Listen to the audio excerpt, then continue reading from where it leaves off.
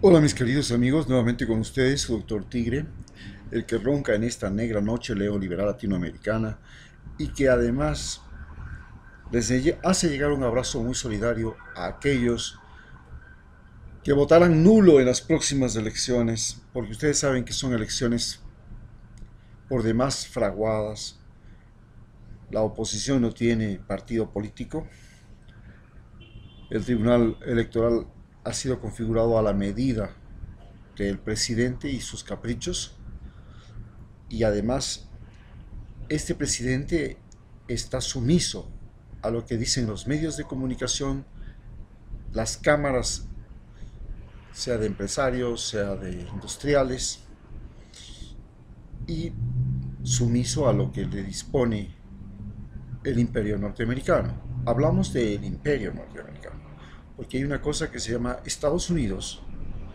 que es muy diferente del imperio norteamericano.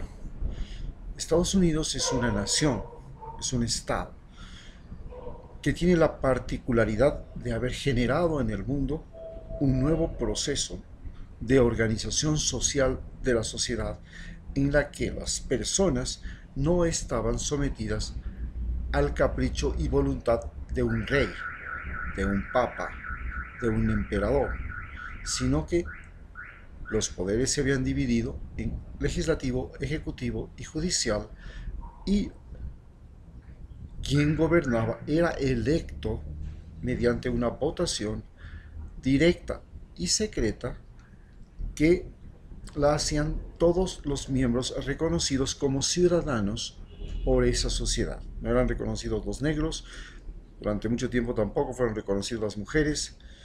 Entonces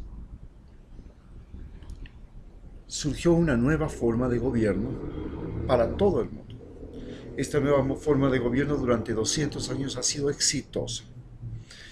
Y ha sido exitosa porque ha permitido a los seres humanos conocer la libertad, pero no desde el punto de vista de la igualdad y la no discriminación por género, por raza, por sexo, por edad, que eso ha sido lo que nos ha ofrecido básicamente el comunismo soviético.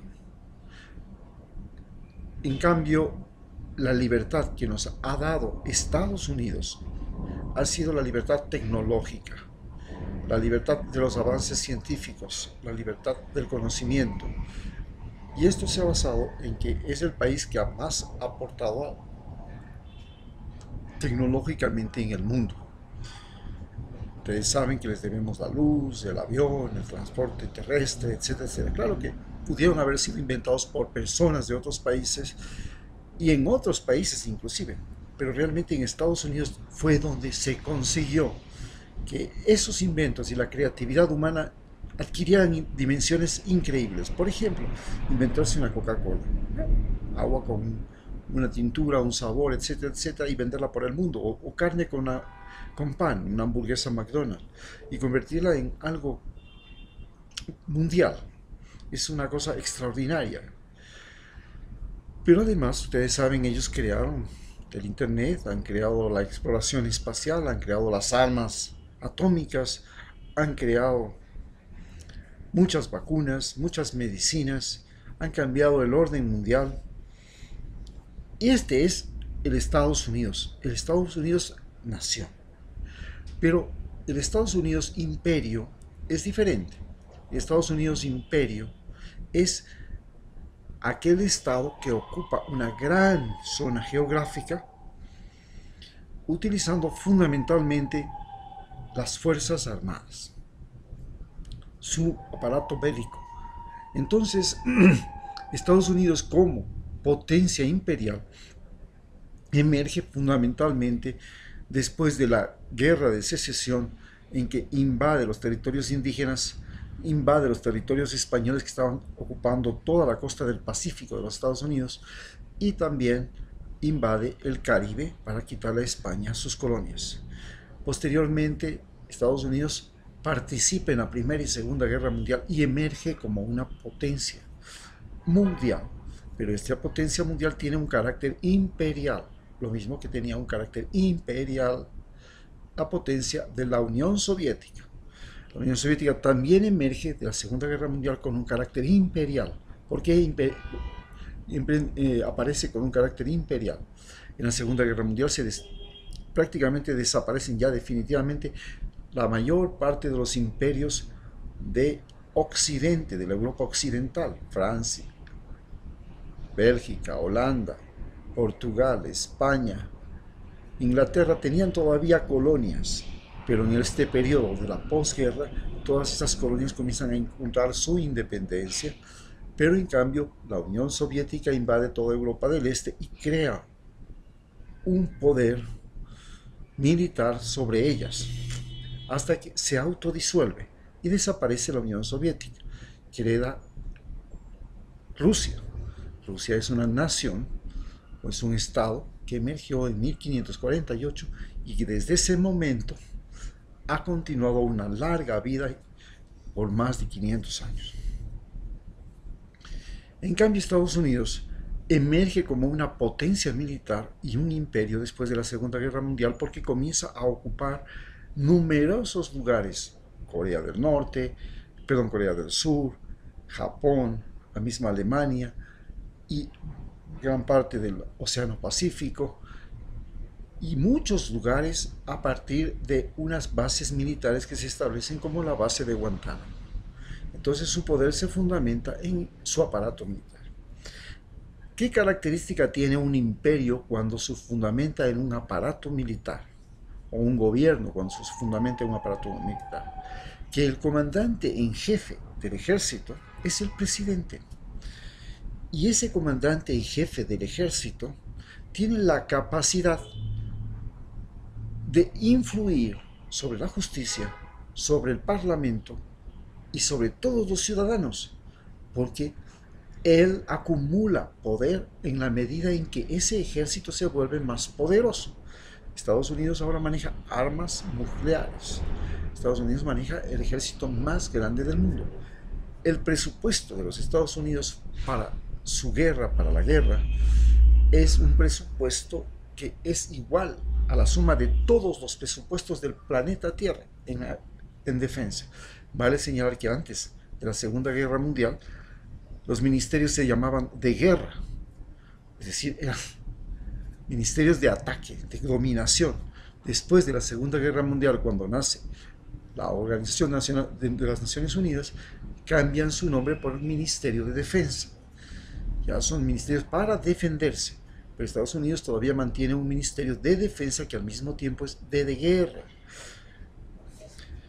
Pero igual lo hace todavía la Unión Soviética. La Unión Soviética tiene un sistema militar muy avanzado y muy desarrollado y muy competitivo con respecto a Estados Unidos por una simple razón. Es la mayor nación en superficie terrestre y tiene que cubrir toda esa enorme superficie terrestre con soldados. Tiene una población de solamente 120 a 140 millones de habitantes y tiene que destinar 20 millones de seres humanos solo para defender las fronteras. Entonces, como son tan grandes, su defensa fronteriza se hace fundamentalmente a partir de tecnología militar. Entonces, Estados Unidos y Rusia compiten en tecnología militar porque están forzados, el uno a proteger un enorme territorio y el otro a proteger lo que considera sus intereses en todo el mundo. Pero en el momento en que un presidente es el comandante en jefe de un aparato militar tan poderoso como el de la Unión Soviética, como el de Rusia y ahora como el de China, este deja de ser un presidente, este pasa a ser un emperador. Claro que la diferencia está en que ese emperador es solamente por pocos años en Estados Unidos, por tiempo indefinido en Rusia y por tiempo más o menos prolongado en China. Bien, ¿qué sucede cuando el emperador o el dueño de ese país es un individuo con mucha inteligencia? Bueno, las cosas van bien. Cuando tienes sabiduría e inteligencia, todo el mundo queremos ser parte de un imperio. Por supuesto, el imperio español, cuando fue muy bien gobernado por los jesuitas y por la Iglesia Católica en gran parte de su desarrollo, todo el mundo quería pertenecer a la Iglesia, al imperio español. No había ningún problema. El problema es cuando se comienzan a crear conflictos en la cúpula del poder, se crean conflictos entre la iglesia y el gobierno español y el imperio del emperador, se crean conflictos entre la misma corte, los aristócratas, porque hay un cretino que llega al poder, como en el caso de Calígula en Roma, y como el caso de Carlos III en España y otros emperadores que han sido torpes, o Enrique VIII en Inglaterra. Entonces se crean conflictos y es en ese momento que se producen las crisis y nadie quiere pertenecer al imperio.